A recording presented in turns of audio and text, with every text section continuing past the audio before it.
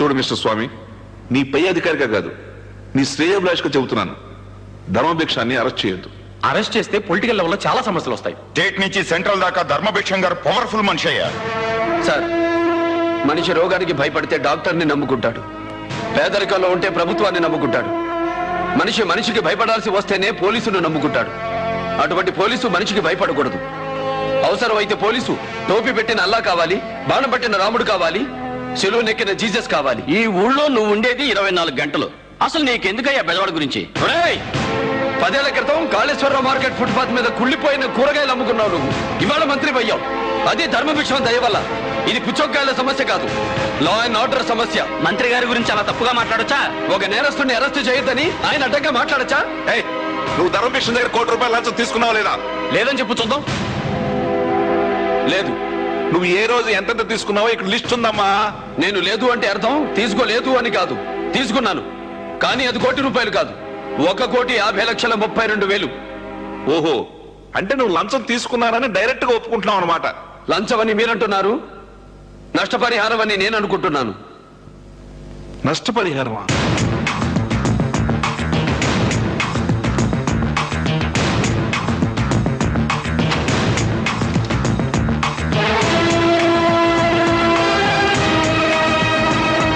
చూడండి, ఆయన వల్ల, ఆయన మనుషుల వల్ల సీతాపురం అనే గ్రామానికి నష్టం జరిగితే ఆ గ్రామంలో ఆయన ఆసుపత్రి కట్టించాడు, బడి కట్టించాడు, పేదలకు పక్కా ఇళ్లు కట్టించాడు. రసీదులన్నీ ధర్మభిక్ష పేరుతోనే ఉన్నాయి. చూడండి. యాక్సిడెంట్ లో చంపిన వాడి తండ్రి దగ్గర 4 లక్షలు తీసుకున్నావు, అది లంచం కాదా? కాదు.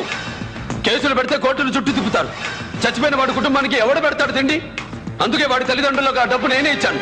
ఉన్నవాడి దగ్గర తీసుకుని లేని వాడికి ఇచ్చాను. అది లంచం కాదు, నష్టపరిహారం. నువ్వు పోలీసులా ప్రవర్తించలేదు, తీవ్రవాదుల ప్రజా కోర్టు నడుపుతూ చట్టాన్ని సట్టు మార్చినట్టు మారుస్తావా? ఎక్కడుంది చట్టం?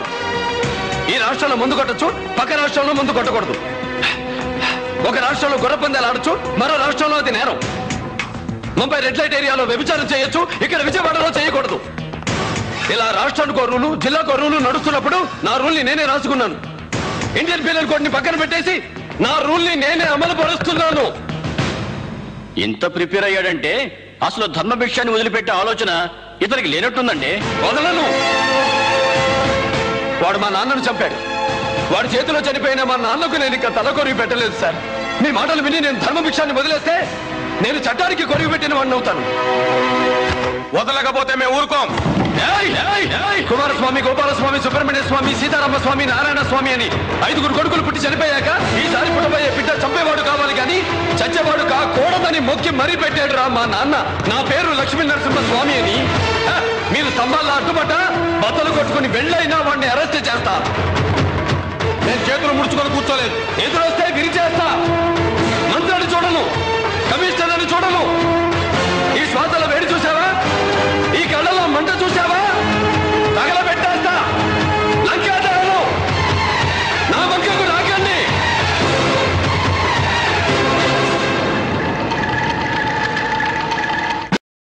చిన్న కేశవరెడ్డి, సౌండ్ చెయ్యకు, కంఠం కోసేస్తా. రేయ్, ఈ రాయలసీమలో ఏ సెంటర్ అయినా సరే, ప్రొద్దుటూరు, చిత్తూరు, కడప, కర్నూలు, ఏ సెంటర్ అయినా సరే పర్లా, నీ బలాన్ని, బంధుగణాన్ని మొత్తాన్ని తీసుకురా. ఒక్కడనే వస్తా, చెమట పట్టకుండా చంపేస్తా. వస్తావా? మళ్ళీ నువ్వు గాని నీ కొడుకులు గాని తప్పు చేస్తే తల తీసేస్తా, నరికేస్తా.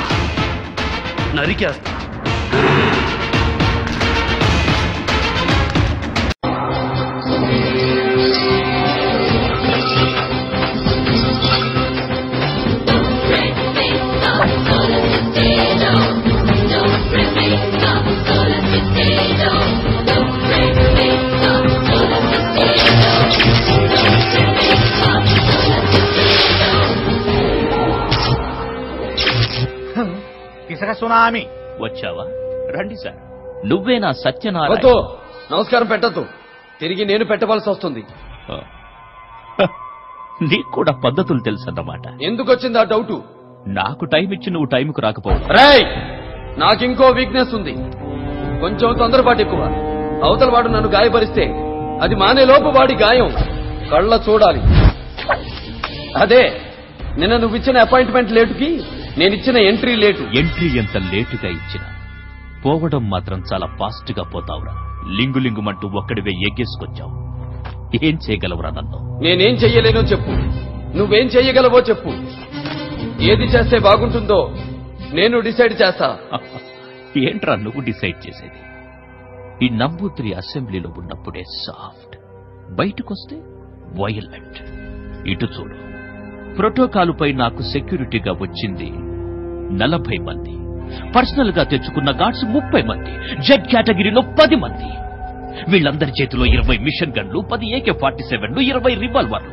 ఒక్క చిటికేశానంటే మొత్తం బుల్లెట్లన్నీ నీ బాడీని పీస్ పీస్ చేస్తాయి. డిసైడ్ చేస్తావరా నువ్వు?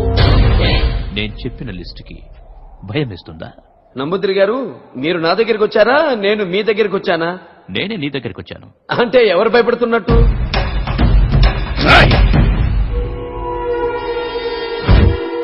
2 నిమిషాలు ఈ కాలర్ని ఇలాగే పట్టుకునుంటే నువ్వు మగాడివని ఒప్పుకుంటాను.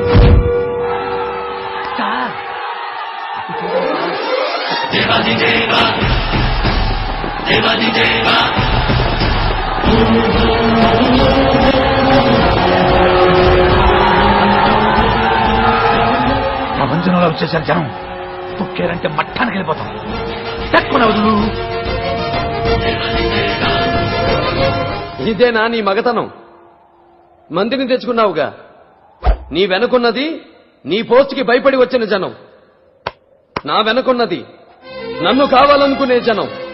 వాళ్లలో మగ్గం తిప్పిన తమ్ముళ్లున్నారు, నాగలి పట్టిన రైతన్నలున్నారు, చక్రం తిప్పిన కుమ్మరులున్నారు, కొలిమిని మండించే కమరన్నలున్నారు, కొడవని పట్టుకునే అక్క చెల్లెళ్లున్నారు, ఆఖరికి నిన్ను శ్మశానంలో కడతేర్చే కాటికాపరి తాతయ్యలు కూడా ఉన్నారు. వాళ్ల మెలితిరిగిన కండలతో, రాటు తేలిన చేతులతో వాళ్ళు రోజు చేసే పని 1 నిమిషం పక్కన పెట్టి నీ పని పట్టడానికి చెయ్యెత్తితే మళ్ళీ ఎలక్షన్లే. ఇంత జనశక్తిని కూడా కట్టుకున్నావు. ఏ కులం రానేది?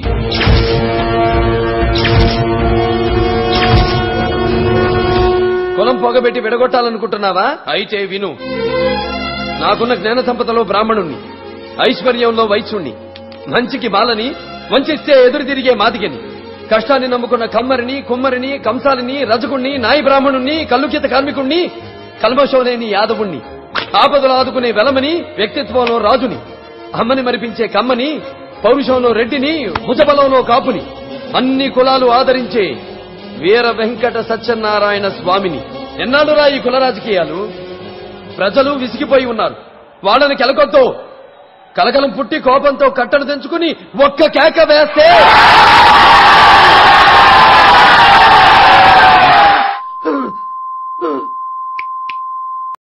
ఇలా చెయ్యగలిపే నీ బాబా గొయ్యిలో పడుకున్నాడు. గుడైపోయిందిరా. లేకపోతే పోనీ నీ ఊరి నడిబొట్టులో చూసుకుందావా? ప్లేస్ నువ్వు చెప్పినా సరే, నన్ను చెప్పమన్నా సరే, టైం నువ్వు చెప్పినా సరే, నన్ను చెప్పమన్నా సరే, ఎప్పుడైనా సరే, ఎక్కడైనా సరే.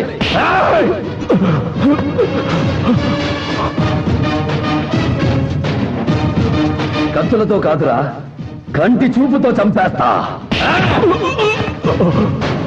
ఇది నరసింహారెడ్డి నెత్తురు రుచి చూసిన గొడ్డేలి, ఆమెకుంటే పొద్దలు కొట్టిన గొడ్డేలి. ఈ వీరరాఘవరెడ్డి మీద పడ్డ మచ్చను నెత్తుటితో కడిగిన గొడ్డేలి. శివ నాయనా, ఈ గొడ్డేలి అందరూ చూసేటట్లు నట్టింట్లో బల్ల మీద నుంచుండబెట్టి పూలదండమే.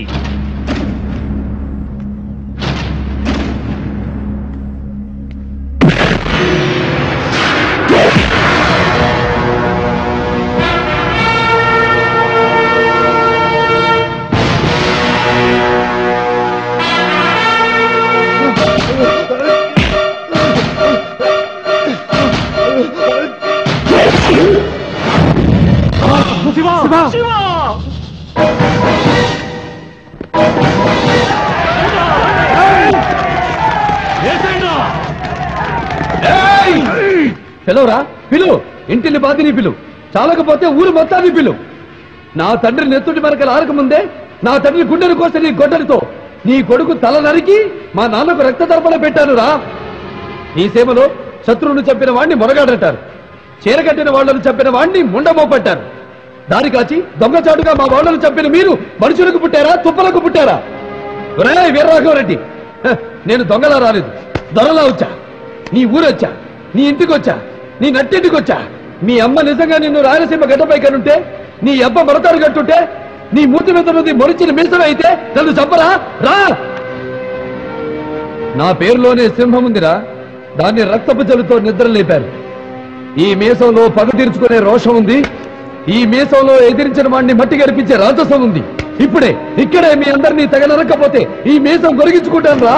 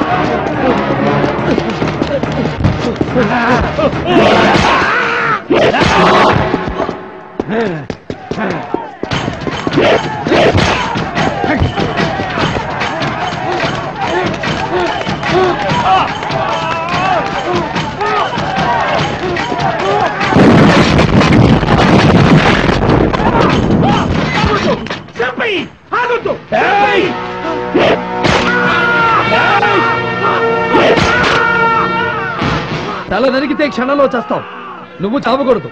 అవిటివాడిగా నేను ఎందుకు వదిలిపెడుతున్నానో తెలుసా?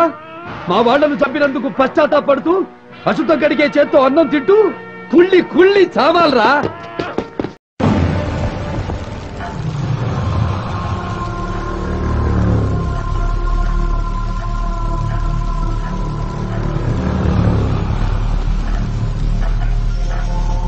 డాక్టర్ అయి ఉండి మీరు ఇలా చేయటం ఏంటి? ఒక పేషెంట్ బాడీలోనికి వైరస్ ప్రవేశిస్తే డాక్టర్గా దాన్ని ఎలా చంపేస్తానో, సమాజం మీదకి వచ్చే వైరస్ ని కూడా ఒక పౌరుడిగా అలాగే చంపేస్తాను. పోలీసులు మేమున్నాంగా, యాక్షన్ తీసుకుంటాంగా. పోలీస్ ఎక్కడ?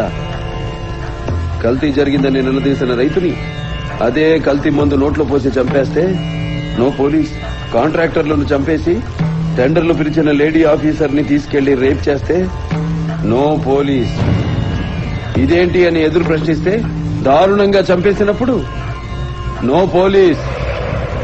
కల్తీ పాలకు 60 మంది పసి ప్రాణాలు గాలిలో కలిసిపోతే అయ్యా ఇది పరిస్థితి అని మొరబెట్టుకున్న తల్లిదండ్రులను ఓదార్చడానికి నో పోలీస్. పోలీస్ స్టేషన్కి వెళ్లిన పాపానికి 300 మందిని మూర్ఖంగా చంపి బావిలో పాతేస్తే నో పోలీస్. అప్పుడు లేవని నోరు ఆఫ్టర్ ఆల్ ఒక క్రిమినల్ ని చంపితే లేస్తుందే. సార్, వాళ్ళు ఈ ఏరియాలో మీలాగే పెద్ద ఫ్యామిలీ, మీకు తెలియందా? పెద్ద ఫ్యామిలీయా? మాలాగా? వద్దు, ఫ్యామిలీ చరిత్రల గురించి మాట్లాడొద్దు ఎస్పీ. చరిత్ర అంటే మాది. చరిత్ర సృష్టించాలన్నా మేమే, దాన్ని తెరగ రాయాలన్నా మేమే. వాళ్ళంతా బ్లడీ ఫూల్స్, మొర్రత జాతి. నో మోర్ ఆర్గ్యుమెంట్స్ ఎస్పీ గారు. మీ దగ్గర దాయడానికి ఏమీ లేదు. క్లారిటీగా క్లియర్ గా చెప్తున్నా, తప్పు చేసిన వాడిని చంపేయడమే. No police. Guns are made of rules but not sword.